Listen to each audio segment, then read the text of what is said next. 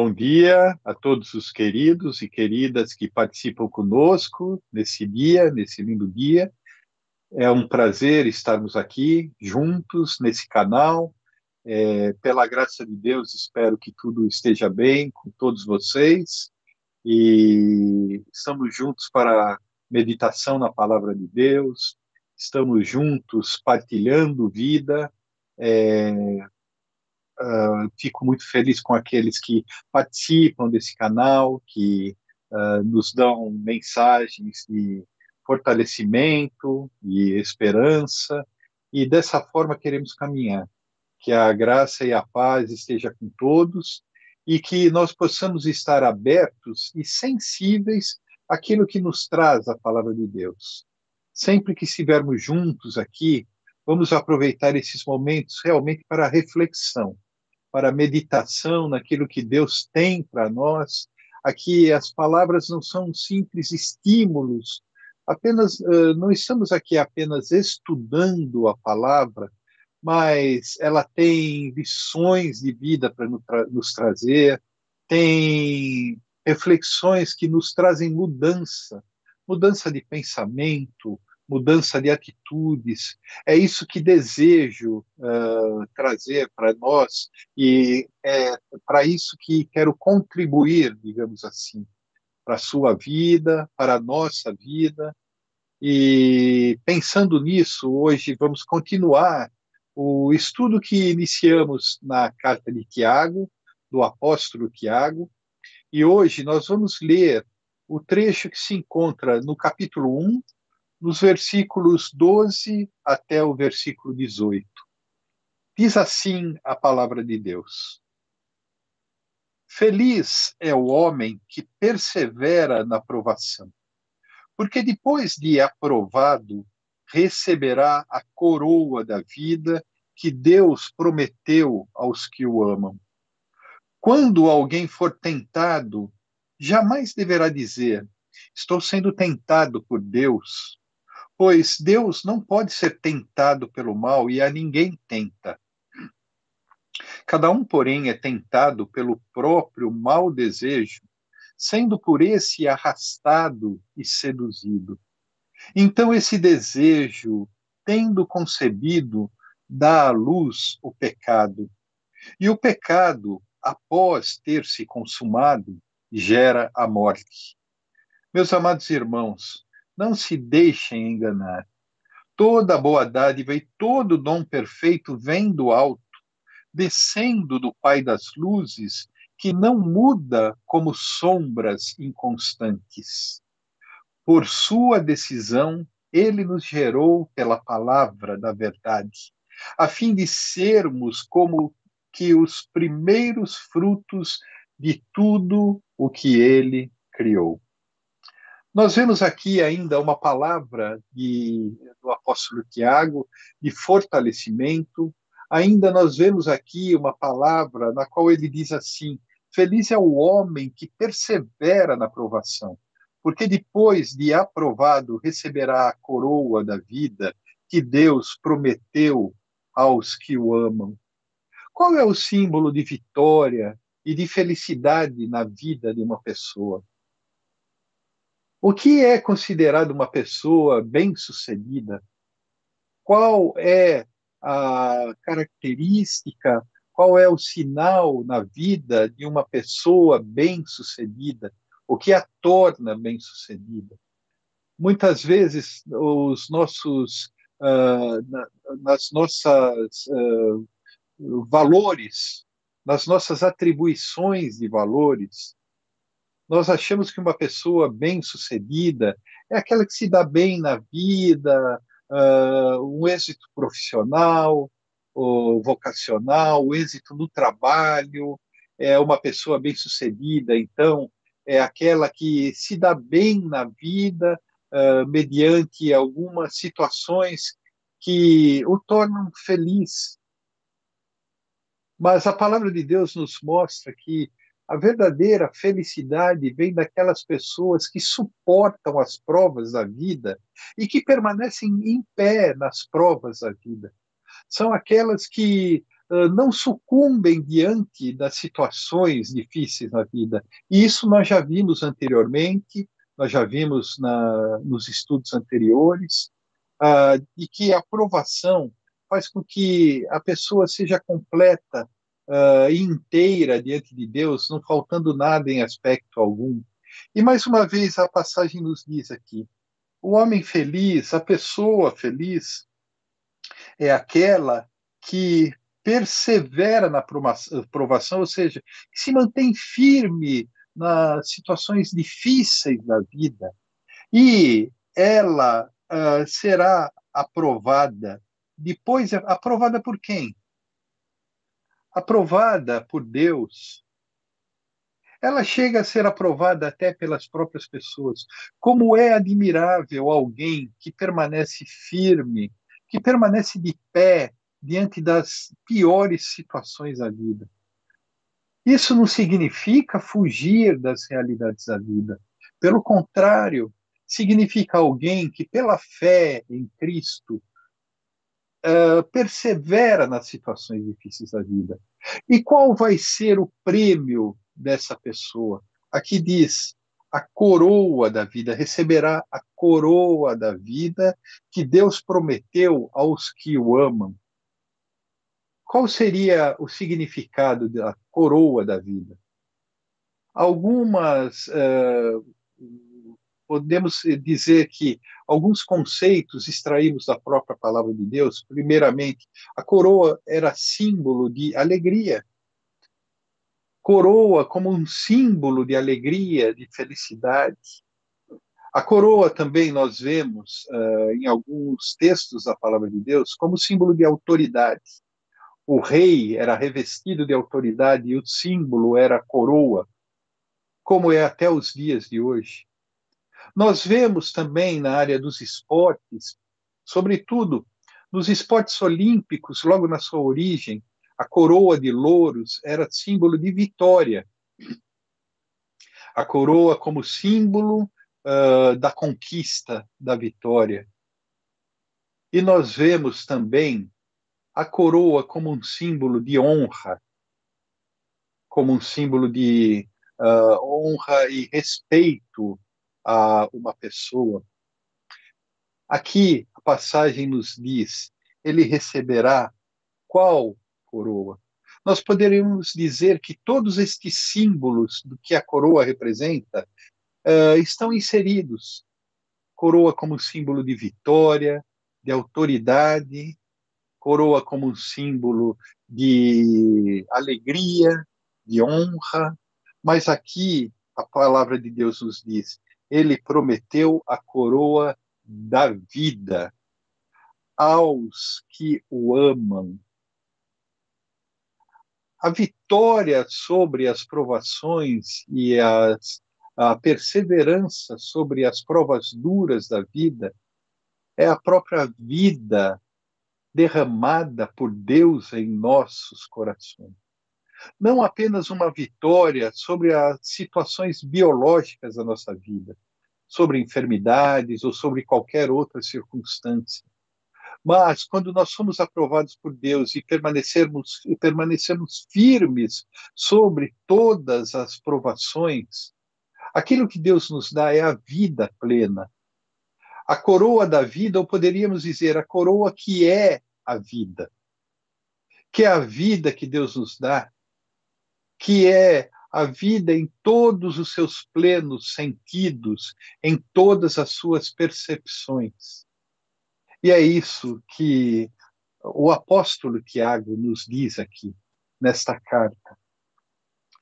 E prosseguindo, ele nos fala aqui de algo que introduziu nesta passagem e que é algo que nós conhecemos nos dias de hoje. Ele diz: quando alguém for tentado, jamais deverá dizer, estou sendo tentado por Deus, pois Deus não pode ser tentado pelo mal. E a ninguém tenta. Aqui nós vemos o famoso sentimento do ser humano com relação a Deus. As pessoas têm duas atitudes com relação a Deus. ou negam a existência de Deus, negam a realidade de Deus, dizendo: Deus não existe, não, a religião é uma invenção humana. Então, as pessoas que não reconhecem a Deus, que nos dá a vida, e como fonte da vida, e a outra reação também, a atitude com relação a Deus, de que as pessoas que reconhecem ou creem em Deus chegam a dizer: por que Deus permite todo o mal que acontece?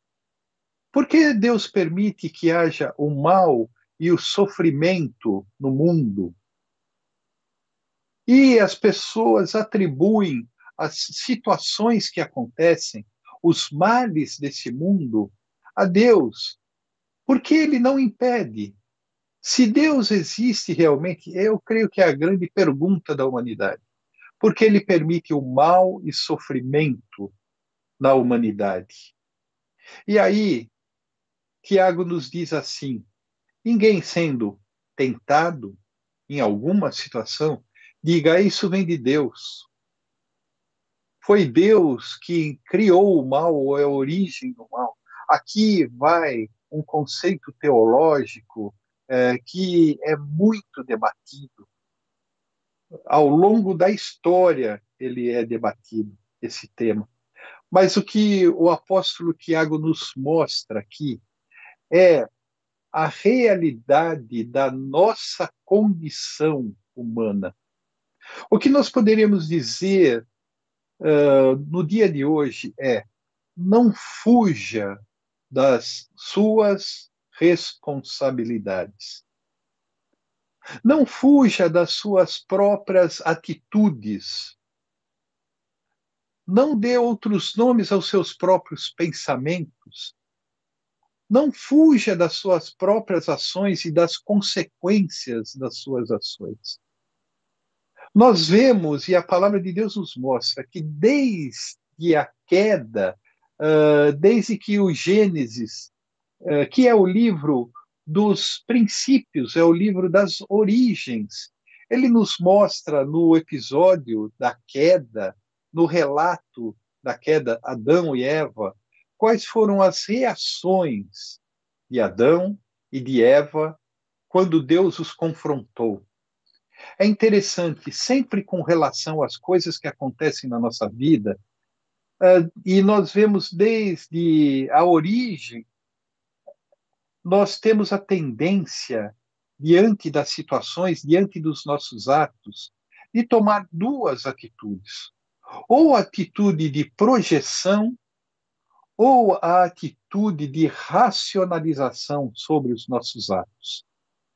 O que nós vemos que a palavra de Deus nos mostra é que quando Deus confrontou a Adão com relação à recomendação que ele desobedeceu de comer do fruto da árvore do conhecimento do bem e do mal, aí nós vemos Adão transferindo, projetando a culpa em Eva, na sua mulher. Ele diz: foi ela quem me deu o fruto para comer. Por sua vez, quando Eva foi confrontada, ela diz: foi a serpente que me deu do fruto para comer, a culpa não foi minha. E aqui nós sempre atribuímos a situação: por que Deus permite o mal? Por que Deus permite o mal moral na humanidade? Por que existe o mal das situações naturais, das catástrofes naturais? Agora, o que nós estamos vendo nos nossos dias é que até as catástrofes naturais são consequências das atitudes humanas. Nós vemos que as catástrofes do clima, das condições climáticas e de todas as situações, grande parte das situações que estamos passando, Elas dependem da vontade humana. E os grandes líderes mundiais se juntam para tomar atitudes que só podem ser tomadas pela boa vontade humana. Reduzir o gás carbônico no mundo, ser responsável pelas condições climáticas do mundo. A humanidade, com pessoas que têm muito e pessoas que têm nada. Como podemos atribuir a Deus essas situações, quando é o próprio jeito de viver das pessoas e aquilo que elas decidem e querem fazer com as suas vidas, que trazem consequências para o todo? Nós estamos vivenciando as situações, a pandemia, e nós não temos a dimensão que sobre ela temos responsabilidade. A responsabilidade da transmissão. Hoje nós percebemos que somos responsáveis pela transmissão de uma doença. Nós não nos apercebíamos disso até chegar à pandemia, mas nós vemos que as nossas atitudes inconsequentes podem trazer consequências para o outro. De quem é a responsabilidade? É de Deus. A palavra de Deus nos diz que no aspecto da tentação, e aqui até gostaria de dar uma explicação, a palavra tentação e a palavra provação, no original grego, são a mesma palavra. O que determina o que é provação e o que determina o que é tentação é o contexto, aquilo que lemos e aquilo que vemos. Com relação às situações que estão fora das nossas ações, nós poderíamos dizer situações que nos acontecem, nós poderíamos dizer que são provações. Agora, aquelas outras situações em que somos levados a tomar atitudes e que se originam do lado de dentro, mas que têm uma sedução, digamos assim, do lado de fora, nós chamamos de tentações. O que seriam as tentações? Seriam aquelas coisas que nos atraem, e nós poderíamos dizer, seriam questões externas que nos atraem pela vista, pelos ouvidos, pelo olfato, pelos nossos sentidos. E nós chamamos de tentação. Quando somos tentados pelo que vemos, quando somos tentados pelo que ouvimos, quando somos tentados a tomar atitudes e decisões através de circunstâncias externas. Aqui, Tiago nos diz que a fonte das tentações, como nós julgamos que são externas, na realidade elas são internas. As tentações, elas dão à luz ao pecado, como diz a palavra aqui, por causa daquilo que acontece dentro de nós. Muitas vezes, então, nós temos a tendência de dizer que os nossos erros aconteceram por causa das circunstâncias. A culpa não é nossa, a culpa é das pessoas que nos levaram a pecar, a errar. Ah, eu fui seduzido, eu fui atraído. Ah, eu cometi uma violência por causa de alguém, alguma coisa fora. Nós sempre atribuímos as situações da nossa vida e projetamos ao outro. E aqui até Tiago está dizendo que as pessoas estavam projetando o mal e as tentações a Deus, atribuindo a Deus, e ele diz: Deus a ninguém tenta, E Deus não pode ser tentado pelo mal. E aqui Tiago confirma aquilo que Jesus nos mostrou, e que podemos ler no Evangelho de Mateus, no capítulo 15, nos versículos de 10 em diante. Mateus, capítulo 15, versículo 10, Jesus nos mostra o seguinte: Jesus chamou para junto de si a multidão e disse: ouçam e entendam. O que entra pela boca não torna o homem impuro, mas o que sai da sua boca torna o homem impuro. Um pouco mais para frente, Pedro então pede explicação. No versículo 15, ele diz: Senhor, explica-nos a parábola, aquilo que o Senhor acabou de dizer. Será que vocês ainda não conseguem entender? Perguntou Jesus. Não percebem que o que entra pela boca vai para o estômago e mais tarde é expelido? Mas as coisas que saem da boca vêm do coração, e são essas que tornam o homem impuro, pois do coração saem os maus pensamentos, os homicídios, os adultérios, as imoralidades sexuais, os roubos, os falsos testemunhos e as calúnias. Estas coisas tornam o homem impuro, mas o comer sem lavar as mãos, como era a discussão que eles estavam tendo aqui, não torna o homem impuro, não o torna impuro. Então o mal é o que sai, é o que procede do coração humano. Jesus trouxe essa dimensão e esta realidade. Jesus nos mostrou nos seus ensinos. Vocês dizem, eu não adultero, mas se dentro do seu coração você já olha para uma pessoa com intenções impuras, já traindo aquela pessoa, o seu companheiro ou a sua companheira, você já dentro do seu coração está praticando a imoralidade.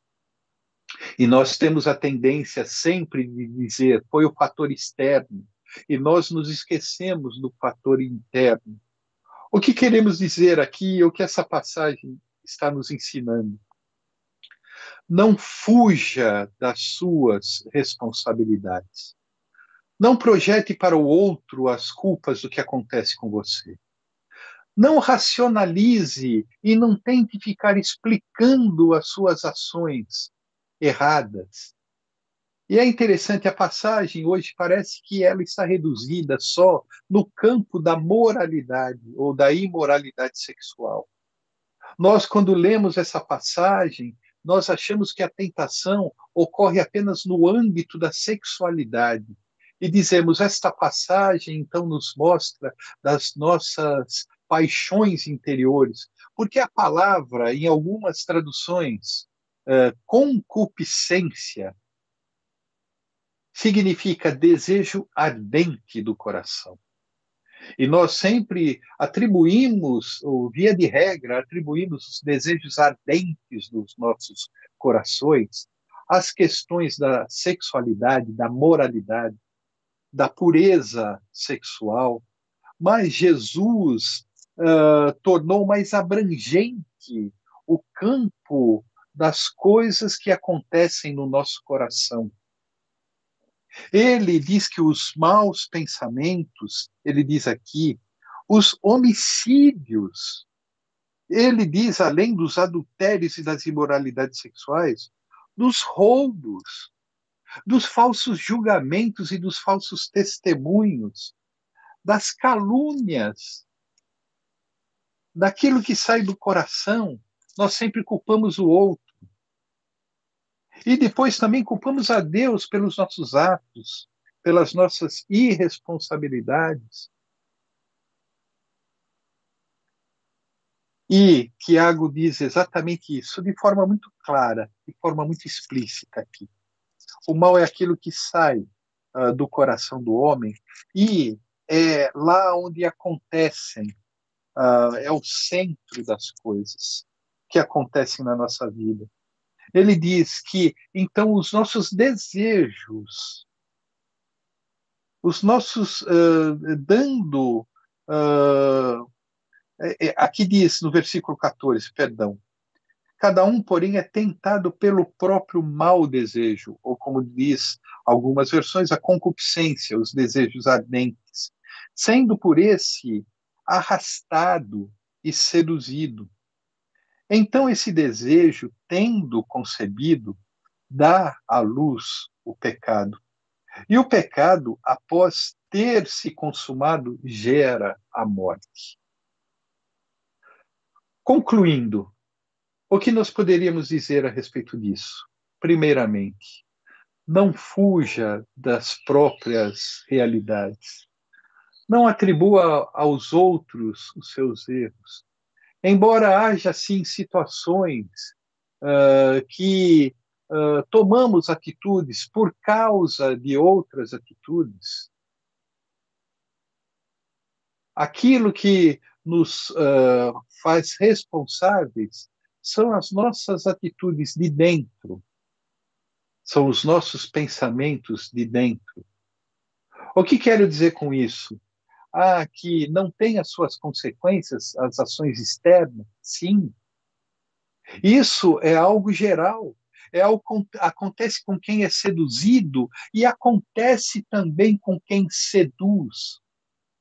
Acontece com quem erra e acontece também com quem nos faz errar.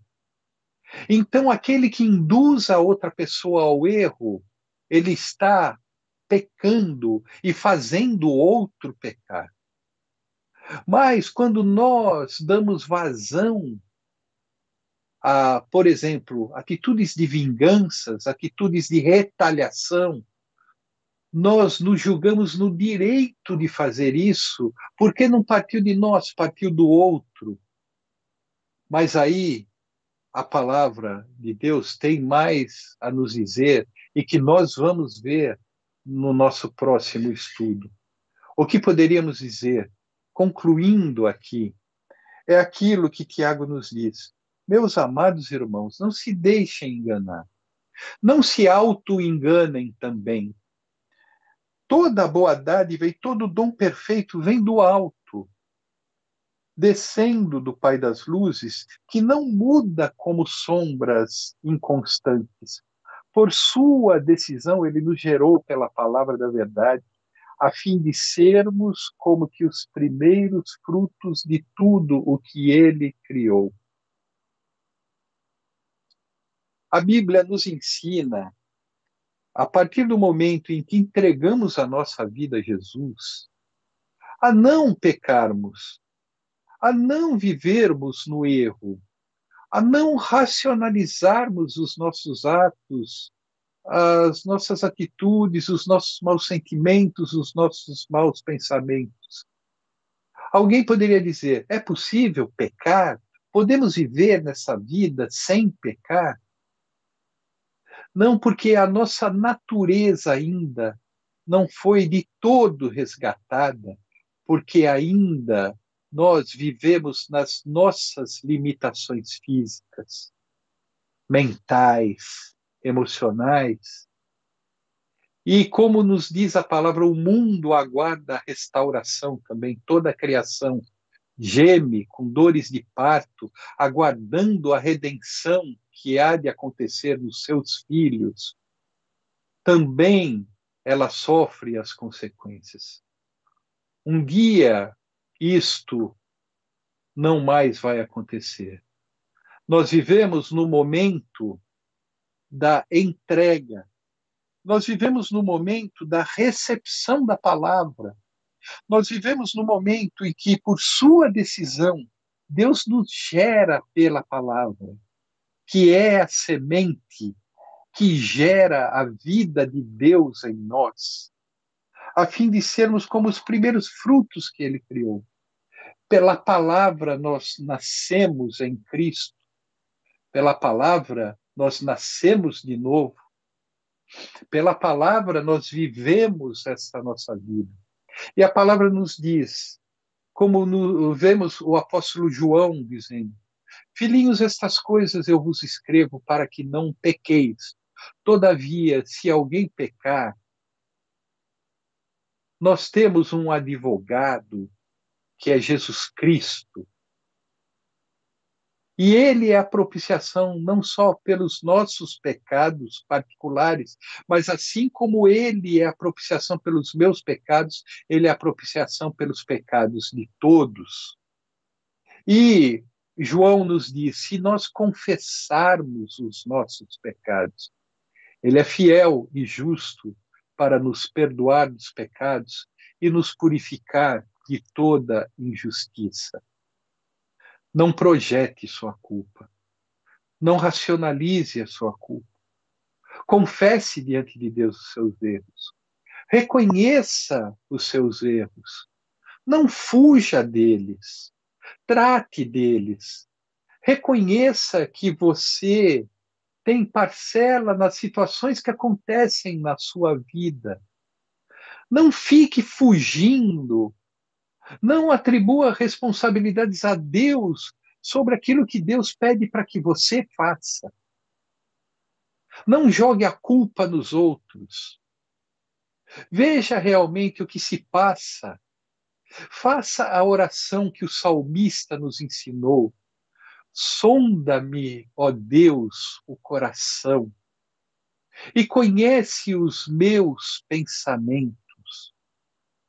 Vê se há em mim algum mau caminho.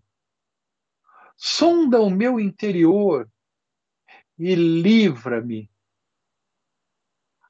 Esta passagem nos leva a refletirmos. A Bíblia não nos leva a fugir da nossa condição humana. A Bíblia não nos leva a racionalizar as situações. A Bíblia nos traz a realidade das coisas, como elas acontecem, no nível particular e no nível geral da humanidade. Nós sofremos a consequência dos erros dos outros, e outros pagam pelas consequências dos nossos erros. Estamos todos inseridos nesta questão. Volte-se para Deus e volte-se para dentro de você. Permita que Deus possa sondar os seus pensamentos, os seus sentimentos. Caminhe na ação de Deus na sua vida, na direção do Espírito Santo, que é o nosso consolador, o nosso orientador. Não se deixe levar pelos seus maus pensamentos e sentimentos, mas deixe que ele trate do seu coração. Porque nós não tratamos do nosso coração. É o Pai das luzes, no qual não há sombra nem variação de sentimentos e de ações. É o Deus de todo bem. É o Deus de quem vem toda a fonte do bem. Deixe que ele te transforme. Permita que ele te conduza por este caminho do bem. E não fuja das suas responsabilidades. Não atribua a outros a sua culpa. Admita aquilo que se passa no seu interior. Trate daquilo que se passa dentro de você. Não jogue a culpa em ninguém. Oremos. Senhor Deus e Pai amado, nós queremos te agradecer, ó Pai, pela tua palavra, que nos revela aquilo que se passa no nosso interior, que expõe os nossos sentimentos e os nossos pensamentos. Senhor Deus e Pai, nos perdoa se em algum momento, consciente ou inconscientemente, atribuímos a Ti, ó Pai, as situações da nossa vida e a responsabilidade quando as tentações acontecem. Senhor, perdoa-nos pelos nossos pecados. Senhor, abre os nossos olhos. Sonda os nossos corações, ó Pai. Nós queremos te pedir perdão por fugirmos de ti. Nós queremos te pedir perdão por ficarmos racionalizando as nossas atitudes, as nossas ações, por tentar ficar justificando os nossos pensamentos, os nossos sentimentos. Senhor, trata do nosso coração. Porque só o Senhor pode tratar do nosso coração. Porque o Senhor é o Pai das luzes, no qual não há sombra e nem variação. O Senhor permanece o Deus constante e fiel e amoroso e misericordioso. Senhor, trata das nossas inconstâncias, das nossas infidelidades, da nossa falta de amor, da nossa falta de misericórdia. Senhor, nós confessamos as nossas falhas diante de Ti. E aquela que nós não conseguimos enxergar, ajuda-nos, ó Pai, a enxergar, para que vivamos uma vida na Tua luz. Esta é a oração que nós te fazemos, no nome de Jesus Cristo. Amém. E que agora a graça do nosso Senhor Jesus Cristo, que o amor de Deus, o nosso eterno Pai, que a comunhão e a consolação do Espírito Santo esteja sobre todos nós, esteja sobre todo o povo de Deus, sobre a face da terra espalhado, desde agora e para todo sempre. Amém. Que Deus nos abençoe e até o próximo encontro, se Deus assim o permitir. Amém.